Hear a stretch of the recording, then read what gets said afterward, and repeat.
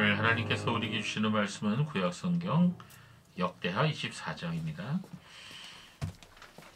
역대하 24장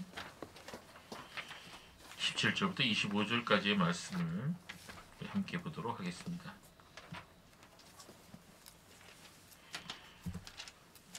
역대하 24장 17절 말씀부터 25절까지의 말씀을 교독하겠습니다. 제가 먼저 17절을 읽습니다. 여호야다가 죽은 후에 유다 방백들이 와서 왕에게 절하매 왕이 그들의 말을 듣고 그의 조상들의 하나님 여호와의 전을 버리고 아세라 목상과 우상을 섬겼으므로 그 죄로 말미암아 진노가 유다와 예루살렘에 그러나 여호와께서 그들에게 선지자를 보내사 다시 여호와에게로 돌아오게 하려 하심에 선지자들이 그들에게 경고하였으나 듣지 아니하니라. 이에 하나님의 영이 제사장 여호야다의 아들 스가랴를 감동시키며 그가 백성 앞에서 높이 서서 그들에게 이르되 하나님이 같이 말씀하시고 너희가 어찌하여 여호와의 명령을 거역하며 스스로 형통하지 못하게 하느냐 하셨나니 너희가 여호와를 버렸으므로 여호와께서 너희를 버리셨느니라 하나 무리가 함께 교하고 왕의 명령을 따라 그를 여호와의 전뜰 안에서 돌로 쳐 죽였더라.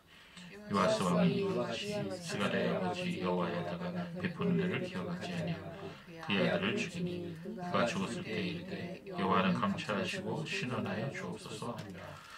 1주년 만에 아람 군대가 요아스를 치려고 올라와서 유다와 예루살렘에 이르러 백성 중에서 모든 방백들을 다 죽이고 노력한 물건을 다메섹 왕에게로 보내니라.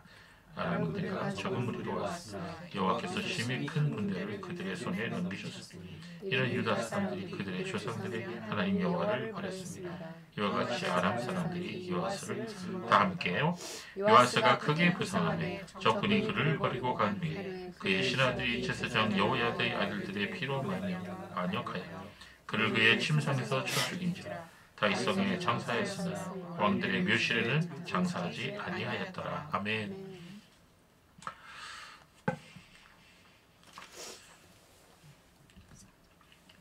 여러분, 하나님의 사람 모세는 시편 90편에서 이렇게 말했습니다. 우리의 연수가 70이고 강건하면 80이라도 그 연수의 자랑은 수고와 슬픔뿐이고 신속히 지나가니 우리가 날아갑니다. 시편 90편 10절 말씀입니다. 인간의 평균 수명이 시대에 따라 조금씩 달라지긴 했지만 이 모세 시대 사람들은 70에서 80세까지 살았던 모양입니다. 모세는 120살까지 살았으니 그 당시 평균 연령에 비하면 훨씬 오래 살았던 것이죠. 그러나 사람이 70년을 살든 120년을 살든 결국은 마지막 해, 마지막 날이 오게 마련인 것입니다. 제가 이전에 제 아들에게 이런 말을 했어요. 너 예수 잘 믿어야 된다. 인생 금방 지나간다. 이렇게 말했더니 아들이 뭐라고 말하는 줄 아십니까? 아빠 저 아직 젊어요. 살 날이 아직 많이 남았다고요. 세상 즐기면서 살아야죠. 뭐 이러는 거예요. 속으로 너도 내 나이 돼봐라. 뭐 이러면서 했지만 소용없었어요. 우리는 사람이 언젠가는 결국 죽는다는 사실을 알고 있죠. 그러나 내가 곧 죽게 된다는 것을 생각하고 싶지 않아 합니다. 뭐 죽을 땐 죽더라도 지금 현재 내 마음대로 내 뜻대로 한번 살아보려고 한다는 것이 인간의 모습인 것입니다. 그러나 우리보다 먼저 가신 분들이 다 경험해 본 사실이지만 인생은 정말 너무 빠르게 지나간다는 것입니다. 그리고 그 짧은 인생이 한 번밖에 없는 인생이라는 거예요. 여러분, 많은 불교나 많은 세상적인 세계관에서 윤회라고 하는 것, 여러 번 삶이 있다는 것, 뭐 요새 타인 슬립 뭐 이런 거 많이 주제를 가지고 드라마 만들지 않습니까? 여러분, 그거는 다 거짓입니다. 속지 마시기 바랍니다. 성경 분명히 말합니다. 한 번밖에 없는 삶이라고 말합니다. 우리가 이러한 한 번밖에 없는 삶을 어떻게 살아야 할까요? 무엇을 위해 살아야 할까요? 수많은 사람들이 돈을 위해 인생을 살아갑니다. 정말 현대인들은 전부 다 돈을 위해서 돈에 묻힌 것 같아요. 돈이 없는 사람들은 돈 문제에 허덕이면서 아둥바둥 살아가고 돈이 많은 사람들은 더 많은 돈을 얻고자 욕심을 부리면서 살아갑니다. 또 많은 사람들이 쾌락을 위해서 살아가고 있습니다. 이전보다 더 강한 만족을 얻으려고 성적 욕망에 끌려다니게, 알코올에 중독되고, 그것도 모자라면 마약에 손을 댑니다. 또 다른 사람들은 사람들의 관심을 구하며 살아갑니다. 자신의 이름을 드러내기 원하고, 인기를 구하고, 명예를 얻기 원하고, 더 나아가 권력을 추구합니다. 이 세상 사람들의 모습이에요. 그러나 오늘날 교회 다니는 사람들도 크게 다르지 않습니다. 문제는 사람들이 이러한 것들을 아무리 가져도 만족할 줄 모른다는 거예요. 돈을 위해, 쾌락을 얻기 위해 인기와 명예와 권력을 추구하며 살아가는 삶은 죽을 때까지 만족할 줄 모른다는 것입니다. 그렇게 살다 결국 무덤에서 그 삶이 끝나게 되는 것입니다. 우리가 학교에 입학해서 졸업할 때까지 열심히 공부하고 또 시험을 쳐서 성적표를 받는 것처럼 모든 사람은 인생이라는 학교에 들어가서 거기에서 졸업할 때까지 한평생을 살아가는 것입니다. 그래서 인생은 학교라고 할 수 있어요. 어떤 사람은 이 인생 학교에서 우수한 성적을 내어 상을 받는 사람도 있겠지만 또 어떤 사람은 형편없는 성적으로 낙제하기도 하는 것입니다. 그렇다면 어떻게 살아가는 것이 인생이라고 하는 학교에서 낙제하지 아니하고 우수한 성적을 받고 또 상까지 얻을 수 있을까요? 여러분, 학교에서는 우리의 성적을 매기는 분이 누구예요? 선생님이죠. 그래서 인생이라는 학교에서 우리의 삶에 대한 성적을 매기는 분은 누굴까요? 예, 성경은 그분이 바로 하나님이시라고 말씀하고 있습니다. 여러분은 하나님이 살아계신 것을 믿습니까? 수많은 사람들이 하나님은 없다고 말합니다. 그저 사람이 만들어낸 개념이라고 말해요. 성경이 거짓이라고 말합니다. 과연 진실은 무엇일까요?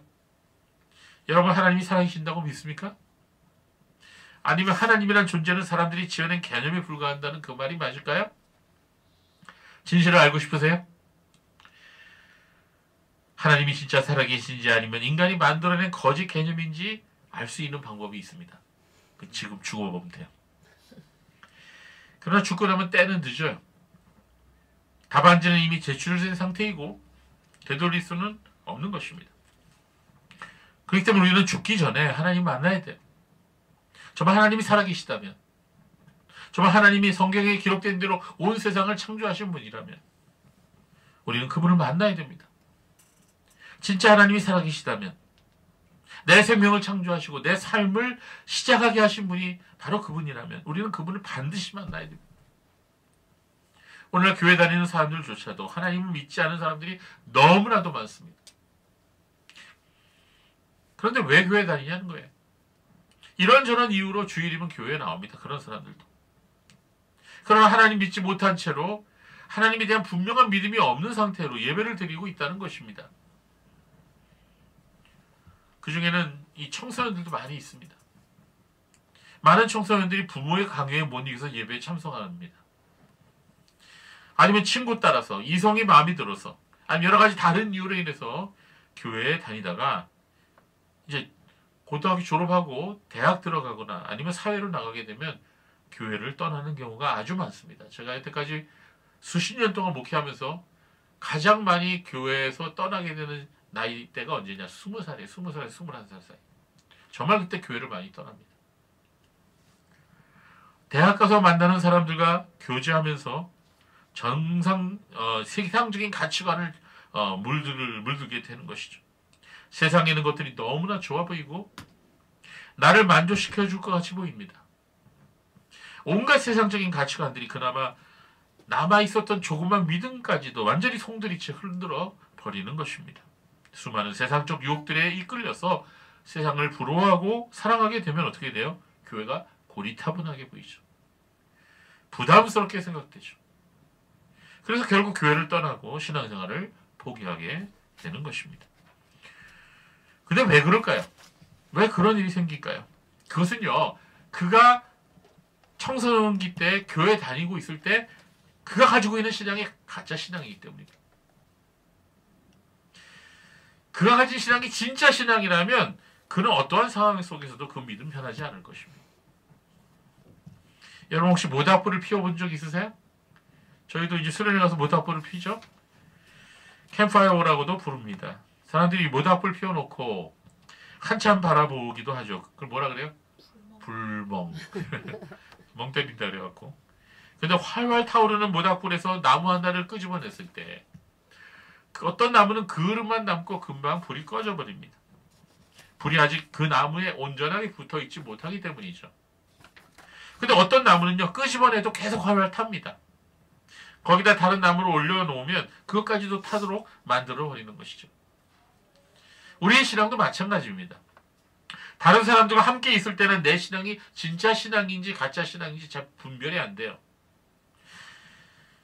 그러나 내가 홀로 떨어져 있을 때, 나 홀로 독립해서 살아갈 때, 주일 아침 아무도 날 교회 가자고 깨우지 않을 때, 아무도 나에게 성경 보라고 기도하라고 말하지 않아도 내 스스로 교회 가서 예배드리고 내가 말씀 읽고 기도할 수 있다면 그 사람의 신앙이 진짜 신앙인 거예요. 우리에게 이런 진짜 신앙이 없다면 누구에 의해서가 아니라 내 스스로 하나님을 바라고 하나님을 구하는 믿음이 없다면 우리 인생은 결코 승리하는 인생이 될 수가 없습니다. 그것은 성경이 증거하고 있어요. 이 성경에 수많은 사람들이 나와요. 그들은 딱 두 가지입니다. 진짜 신앙 가진 사람과 그렇지 못한 사람. 우리가 바른 인생, 후회 없는 삶을 살기 위해서는 우리를 향하신 하나님의 뜻을 알아야 됩니다. 성경은 그것을 달리 표현해서 뭐라고 표현하냐면 하나님의 영광을 위해 살아가는 삶이라고 말하고 있습니다. 즉 우리가 하나님의 영광을 위해서 살아가려면 어떻게 해야 돼요? 하나님이 나에게 무엇을 말씀하셨는지를 알 수 있어야 됩니다. 그래서 우리가 누구 때문에 교회 가는 게 아니라 누구에게 보이려고 인정받으려고 기도하고 말씀 읽는 게 아니라 하나님을 믿고 사랑하기 때문에 그것 때문에 말씀을 읽고 그것 때문에 기도하는 삶을 살아가는 그런 사람이 되어야 우리가 하나님의 뜻을 알 수가 있게 되는 것입니다. 우리가 물을 마시지 않으면 어떻게 되죠? 갈증을 느끼게 되죠. 우리가 하나님을 향하여 우리의 마음이 이 영적인 갈증을 느낄 수 있어야 됩니다. 그런 신앙이 진짜 신앙입니다. 그래서 시편 기자는 42편 1절에서 이렇게 고백했어요. 하나님이여 사슴이 시냇물을 찾기에 갈급한 같이 내 영혼이 주를 찾기에 갈급하나이다. 여러분 이 말씀이 와 닿습니까? 이게 나의 고백이 될 수가 있습니까? 우리가 밥을 먹지 않으면 배가 고프다는 걸 느끼죠. 그 음식을 찾습니다. 그처럼 하나님을 향한 갈망이, 배고픔이 내게 있어야 되는 거죠. 그러나 적지 않은 사람들이 자기 스스로의 신앙을 소유하지 못하고 다른 사람의 잔소리 때문에 다른 사람의 눈을 의식해서 믿는 척하는, 마지못해 교회 나오고 어쩔 수 없어서 예배 참석하는 경우가 많다는 거예요. 여러분 신앙이라고 하는 것은 내 자신의 신앙이 되어야지 다른 사람 때문에 신앙생활을 하는 것이 되어서는 안 되는 거예요. 여러분 내 신앙은 어떻습니까? 하나님은 나의 하나님이 되셔야지 내 아버지 하나님, 내 어머니 하나님, 내 남편의 하나님, 내 아내의 하나님으로 머물러 있어서는 안 된다는 거예요. 여러분 목사들이 믿음이 좋은 것 같습니까? 믿음이 좋아서 목사하는 것 같죠? 예, 물론 다른 사람보다 믿음이 좋으니까 목사했겠죠. 그러나 이 목회를 하다 보면 함정에 빠지는 경우가 있습니다. 목회라고 하는 설교를 하기 위해서 성경을 공부하고 연구하지만 사실 자기 자신이 하나님 앞에 나가지 못하는 때가 있어요.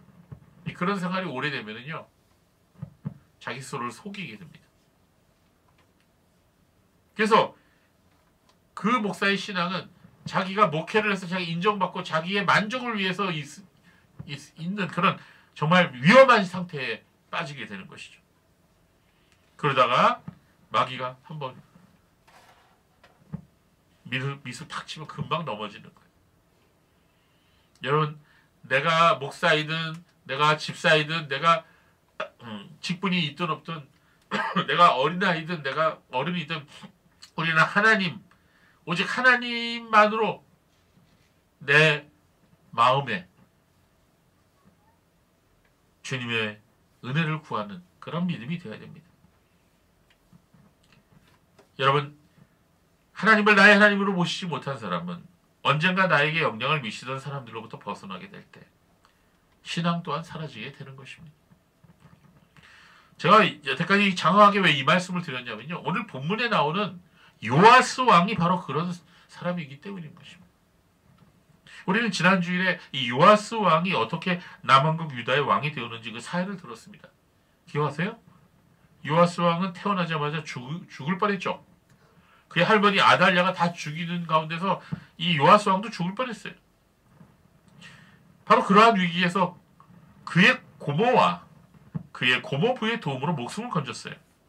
악한 우상 숭배자 아달랴가 자기의 아들이 죽었다는 소식을 듣고 유다 왕국의 모든 왕족의 씨를 다 죽일 때 요아스 왕자는 여호야다 제사장과 그의 아내 여호셰바가 성전에 숨겨줌으로 말미암아 목숨을 건질 수 있었습니다.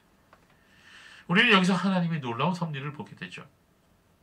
하나님께서는 언제나 이렇게 사람을 준비시켰다가 주님의 구원을 베푸십니다. 여호야다 제사장과 그의 아내 여호셰바는 목숨을 걸고 하나님의 뜻을 따라 요아스 왕자를 성전 안에 숨겨서 6년 동안 보호했습니다. 그렇게 숨어 지내다가 7년째 되던 해에 여호야다 제사장은 뜻있는 사람들을 불러 모아서 요아스 왕세자의 존재를 알렸습니다. 그리고 성전 안에서 어린 요아스에게 기름을 부었고 율법책을 주어 왕으로 선포하게 됩니다. 그리고 악한 우상숭배자 아달랴를 죽이고 요아스 왕을 왕자에 앉히게 되죠. 그 후에도 여호야다 제사장은 요아스 왕을 도와서 유다 나라의 종교 개혁을 단행합니다. 아달랴가 망쳐버린 그리고 허물어버린 성전을 보수하고 바로 세웁니다. 끊어졌던 제사를 온전하게 회복하고 우상을 다 없애버리고 우상을 제사를 집행했던 제사장을 죽였어요. 또한 온 백성으로 하여금 왕과 함께 하나님을 섬기도록 언약을 맺도록 했어요. 이처럼 왕과 온 백성이 우상을 멀리하고 하나님 가까이 하니 온 나라가 태평하게 되고 그리고 강해졌던 것입니다. 이렇게 수십 년간을 왕을 도와서 유다 나라를 바르게 세우는 일을 한 사람이 바로 여호야다입니다. 이 여호야다 제사장은 130세까지 살다가 하나님 품에 안겼다 그랬어요. 그가 죽었을 때 왕이 아님에도 불구하고 왕들을 모시는 묘실에 장사 지냈다 그랬어요. 그런데 오늘 본문을 읽어보면 이 요아스 왕이 여호야다 제사장이 살아있는 동안에는 하나님 잘 믿는 것처럼 보였는데 막상 여호야다 제사장이 죽고 나자 사람이 변해버렸어요. 역대하 24장 17절 18절 말씀을 같이 읽어볼까요? 시작. 여호야다가 죽은 후에 유다 왕백들이 와서 왕에게 절하매 왕이 그들의 말을 듣고 그의 조상들이 하나님 여호와의 전을 버리고 아셀의 목상과 우상을 섬겼으므로 그 죄로 말미암아 진노가 유다와 예루살렘에 임하니라. 참 이게 인간의 모습이에요. 여호야다 제사장이 죽자 요아스 왕은 신하들의 꾀임에 빠져 배교를 하게 됩니다. 이들은 아달랴를 따르던 사람들이었던 것 같아요. 본래 바알을 숭배하던 사람들이야. 여호야다의 세력이 커지자 거짓으로 하나님을 경배하는 체하였던 겁니다. 여러분 신앙이 체하면 안 돼요. 그런 것처럼 하지만 실제로 마음속에는 하나님 믿는 믿음이 없어요. 그리고 이제 여호야다가 죽었으니 이제 때가 되었다 하고 그들의 본색을 드러냈어요. 그리고 왕을 깨워서 우상을 숭배하도록 한 것입니다. 그래서 요아스 왕은 하나님과 그 성전을 버리고 아세라 목상과 우상들을 섬겼던 것입니다. 여러분 이게 남의 일이 아니에요. 여러분 제가 지금 여기 앉아있는 우리 자녀들과 여러분들한테 한번 물어보겠습니다. 저도 마찬가지고 유혹이 다가오면 앞으로 우리가 살면서 누가 한 몇십억 준다고 해보세요. 아니면 어떤 너무 멋진 오빠가 나타났어. 어떤 멋진 그런 여인이 나타났어. 그럼 어떻게 해요? 그들이 하나님 믿지 않는 사람이면 내가 그를 따라가겠어요? 자, 우리가 그동안에 우리의 신앙을 도와주던 사람들이 다 죽고 사라지게 되면 내 신앙은 어떻게 될까요? 여러분 만약에 요아스 왕의 신앙이 진실한 신앙이었다면 그렇게 하지 않았을 것입니다. 그런 여호야다 제사장이 살아있는 동안에만 하나님을 경외하는 것처럼 행동했던 것이죠. 그러나 그뿐이었어요. 그래서 요아스의 신앙은 반쪽짜리입니다. 그는 마치 아브라함을 떠나 분가한 롯처럼 그의 신앙의 본질이 드러난 것이죠.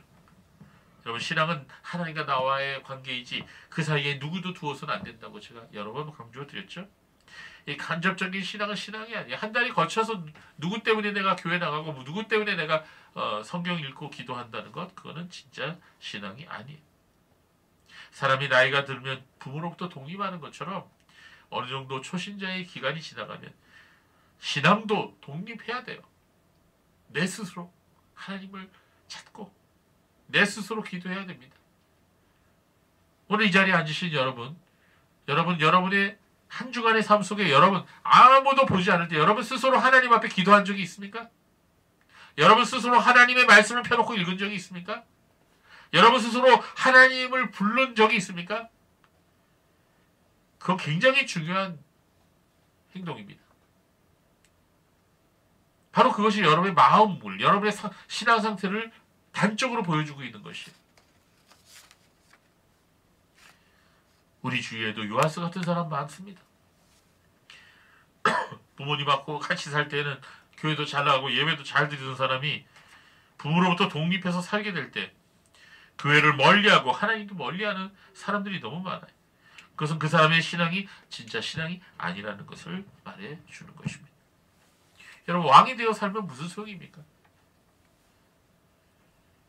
한 나라의 대통령이 되고 한 기업의 CEO가 된다 할지라도 그가 하나님의 뜻대로 살지 못한다면, 우상숭배하고 범죄하는 인생을 산다면 그 인생은 1년을 살든 100년을 살든 헛될 뿐입니다. 그러나 피바람이 몰아치는 그러한 상황 속에서도 하나님의 뜻을 따라 용감하게 행동했던 여호샤바와 그의 남편 대제사장 여호야다 같은 사람들은 정녕 하나님의 사람들이고 진짜 신앙의 소유자들이죠. 우리도 그들처럼 하나님을 경외하며 살아갈 수 있어야 하겠습니다. 여러분, 하나님의 뜻을 향할 때는 용감하게 움직여야 돼요. 주저하면 안 돼요. 저와 여러분의 삶이 이처럼 하나님의 영광을 위한 삶이 되기를 바랍니다. 다시 오늘 본문 말씀으로 돌아가 볼까요? 역대 24장 19절 말씀을 보면 이렇게 하나님을 등지고 우상을 숭배하게 된 요아스에게 하나님께서는 선지자를 보내셔요. 그 선지자들이 이렇게 외쳤습니다. 너희는 그 길로 나가지 말고 어서 회개하고 하나님께로 돌아와라. 그러나 요아스 왕과 유다 사람들은 선지자의 말을 듣지 않았습니다. 여러분, 이 마음이 완악해지고 이 강팍해지면요, 설교가 안 들어와요. 하나님 말씀을 들어도 깨닫지도 못하고 혹시 깨닫는다 해도 그 말씀대로 실천하지 못합니다. 역대하 24장 19절 말씀, 선지자들이 그들에게 경고하였으나 듣지 아니하니라. 이런 상태가 되면 좀 심각해지는 거예요. 하나님께서는 제사장 여호야다의 아들 스가랴에게 하나님의 영을 감동시키셨습니다. 스가랴가 하나님의 영으로 충만해서 백성들 앞에서 높은 데에 올라가서 하나님 말씀을 전합니다. 그 말씀이 오늘 보면 역대하 24장 20절에 있어요. 자, 오늘 한번 같이 읽어볼까요? 이 말씀 시작. 이에 하나님의 영이 제사장 여호야다를 스가랴를 감동시키매 그가 백성 앞에 높이 서서 그들에게 이르되 하나님이 같이 말씀하시기를 너희가 어찌하여 여호와의 명령을 거역하며 스스로 형통하지 못하게 하느냐 하셨나니 너희가 여호와를 버렸으므로 여호와께서도 너희를 버리셨느니라 하나. 하나님께서는 여호야다의 아들 스가랴를 통해 요아스 왕의 배교를 꾸짖습니다. 그리고 하나님의 심판을 경고합니다. 너희도 계속 이렇게 나가면 너희도 반드시 매맞는다. 하나님 앞에 심판받는다. 그러나 요아스는 어떻게 했습니까? 오히려 사람들하고 신하들하고 상의해갖고 저놈 죽여라. 그 사람들이 돌 가지고 그것도 다른 것도 아닌 여호와의 전 뜰 안에서 여호야다의 아들 스가랴를 살해했어요. 여러분, 제사장의 아들은 제사장이에요. 제사장을 죽인 거예요. 사람이 어찌 이럴 수가 있을까요? 요아스 왕이 어떻게 자신의 생명을 구하고 왕이 되었죠? 제사장 여호야다와 그의 부인 여호샤밧 때문이 아닙니까? 그들은 또한 요아스 왕의 고모와 고모부가 아닙니까? 그러한 그들의 아들 스가랴를 돌로 쳐 죽이라고 명령한 것이 요아스 왕이었어요. 우리는 여기서 은혜를 저버리는 배은망덕한 사람을 봅니다. 은혜를 잊어버리고 저버리는 것은 하나님 기뻐하시지 않아요. 22절 볼까요? 우리 22절 같이 읽어봅시다. 시작. 요아스 왕이 이와 같이 스가랴의 아버지 여호야다가 베푼 은혜를 기억하지 아니하고 그의 아들을 죽이니 그가 죽었을 때 이르되 여호와는 감찰하시고 신원하여 주옵소서 하니라. 아멘. 자, 여호야다의 아들 스가랴가 죽으면서 하나님 앞에 기도합니다. 여호와는 감찰하시고 신원하여 주옵소서. 하나님께 의로운 심판을 간구한 것입니다. 여호와께서 살피시고 갚아주세요. 자, 스가랴가 참 억울하게 죽었죠? 여러분들 살다가 억울한 일을 당하신 적이 있을 것입니다. 있어요, 없어요? 있죠? 물론 우리가 법치국가에 살고 있으므로 우리는 법에 호소할 수 있습니다. 그러나 어떠한 일들은요, 법을 통해서도 해결하지 못하는 일들이 있어요. 엊그저께 보니까요, 중학교 6명이서 중학교 1학년짜리 여자아이를 빨개 벗기고 때려갖고 사진 찍고 그랬어요. 근데 얘네들이 뭐라 그러느냐, 우리는 촉법소년이라서 처벌받지 않아요, 호호호 이랬다는 거예요. 그러니까 그 여자아이의 아버지가 얼마나 화가 나는지. 그거 어떻게 해요? 예? 여러분, 법을 통해서도 해결할 수 없는 일들이 있어요, 세상에는. 그러나 하나님의 사람들은 이렇게 기도할 수 있어요. 하나님, 주님께서 제 억울함을 기억하여 주시고 주님께서 심판하여 주옵소서. 하나님께서는 주의 백성의 억울함을 반드시 갚아주실 것입니다. 사도 바울은 로마서 12장 19절에 이렇게 말씀했어요. 같이 읽어볼까요? 시작. 내 사랑하는 자들아, 너희가 친히 원수를 갚지 말고 하나님의 진노하심에 맡기라. 기록되었으되 원수 갚는 것이 내게 있으니 내가 갚으리라고 주께서 말씀하시니라. 이렇게 요아스 왕은요, 자신의 생명을 구해주고 보호해주고 왕위 자리에 앉게 해준 여호야다와 여호샤바의 은덕을 잊어버리고 그의 아들을 돌로 쳐 죽였어요. 은혜를 원수로 갚은 거죠. 여러분, 영어에 이런 문장이 있어요. Never bite the hand that feeds you. 이거 발음이 좀 안 좋아서 죄송합니다. 예, 직역하면 뭐죠? 먹이를 주는 손을 물지 말라. 이 개한테 한 말이죠. 예, 은혜를 원수로 갚는 것과 똑같은 뜻이죠. 요아스 왕이 바로 그런 악한 행동을 한 거예요. 짐승보다 못한 행동을 한 거죠. 하나님께서 이렇게 은혜를 저버리고 배은망덕한 행동을 하는 사람을 결코 기뻐하지 아니하시고 반드시 심판하신다는 것입니다. 요아스 왕이 여호야다의 아들 스가랴를 죽인 다음에 어떠한 일들이 일어나는지 오늘 본문은 말씀해 주고 있습니다. 역대하 24장 23절 24절 말씀을 함께 보겠습니다. 1주년 말에 아람 군대가 요아스를 치려고 올라와서 유다와 예루살렘에 이르러 백성 중에서 모든 방백을 다 죽이고 노력한 물건을 담에서 왕에게 보내리라. 아람 군대가 적은 무리로 왔으나 여호와께서 심히 큰 군대를 그들의 손에 넘기셨으니 이 유다 사람들이 그들의 조상들의 하나님 여호와를 버렸습니다. 이와 같이 아람 사람들이 요아스를 징벌하였더라. 자, 하나님께서 아람 사람들을 보내셨어요. 여기 본문에 보니까 1주년 말에라고 하는 말이 나오죠? 23절에 1주년 말에, 어떻게 보면 1년이 지나고 나서 그 해의 말이라고 이렇게 이해가 되는데 히브리어 본문은요, 리트쿠파타샨이라는 단어예요. 이거는 정확하게 말하자면 그 해의 마지막이라는 뜻입니다. 또는 그 해가 바뀔 무렵이라는 뜻이에요. 그러니까 스가랴를 돌로 쳐 죽인 바로 그 해의 마지막에 얼마 지나지 않아서 하나님께서 심판하신 거예요. 네, 방백들을 다 죽였다. 그때 스가랴를 돌로 쳐 죽였던 그 신하들도 다 죽은 거예요. 스가랴가 하나님 말씀을 전하다가 돌에 맞아 순교한 그 사건이 일어난 그 해의 마지막에 하나님께서는 아람 군대를 보내셔서 요아스 왕과 유다 사람들을 치게 하셨어요. 이 전쟁으로 말미암아 요아스 왕이 크게 부상을 당합니다. 그리고 그의 신하들은 모두 죽임을 당합니다. 25절을 볼까요? 역대하 24장 25절 이렇게 말합니다. 요아스가 크게 부상하매 적군이 그를 버리고 간 후에 그의 신하들이 제사장 여호야다의 아들들의 피로 말미암아 반역하여 그를 그의 침상에서 쳐 죽인지라. 다윗성에 장사하였으나 왕들의 묘실에는 장사하지 아니하였더라. 요아스도 결국은 왕의 묘실에 들어가지 못했습니다. 그리고 신하들에게 죽임을 당했어요. 자기가 그렇게 믿었던 신하들한테. 여러분 사람 의지하고 사람 믿으면 이렇게 되는 거예요. 하나님 의지하지 않고. 여호야다의 은혜를 원수로 갖고 무지한 피를 흘린 요아스 왕은 그 자신의 신하들에게 배반당하고 그 자신의 신하들에게 죽임을 당했던 거예요.